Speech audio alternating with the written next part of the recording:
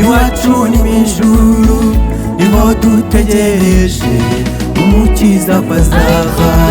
Ariko twebwe iwacu ni mw'ijuru, niho dutegereje umukiza ko azava. Tekereza icyo gihugu bimara umubabaro, bikansubizamo intege mu bugingo.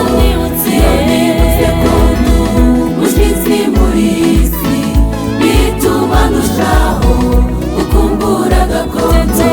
Tekereza icyo gihugu bimara umubabaro, bikansubizamo intege mu bugingo.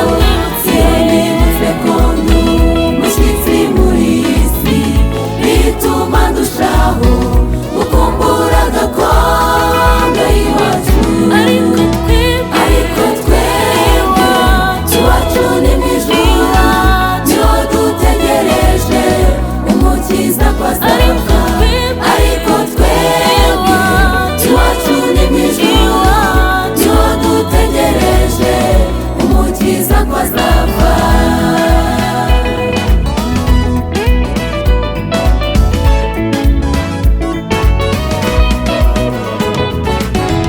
Menye neza ko kwiyongeranya kw'imibabaro duhurira nayo hano muri iyi si, birushaho cyane kuturemera ubwiza tuzahishurirwa tugezwe iwacu. Menye neza ko kwiyongeranya kw'imibabaro duhurira nayo hano muri iyi si, birushaho cyane kuturemera ubwiza tuzahishurirwa tugeze iwacu mw'ijuru. Ariko twebwe iwacu ni mw'ijuru, niho dutegereje umukiza ko azava.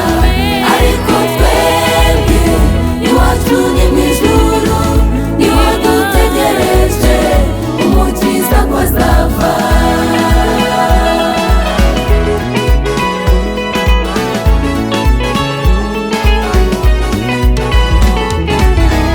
Abafite ibyo byiringiro mu mitima yabo, ntibiboneze kuko nyiracyo aboneye. Amaso yanjye ntiyazamirebera Sayuni, umutima wanjye umarwa n'urukundo. Abafite ibyo byiringiro mu mitima yabo, ntibiboneze kuko nyiracyo aboneye. Amaso yanjye ntiyazamirebera Sayuni, umutima wanjye umarwa n'urukumbuzi. Ariko twebwe iwacu ni mw'ijuru, niho dutegereje umukiza ko azava.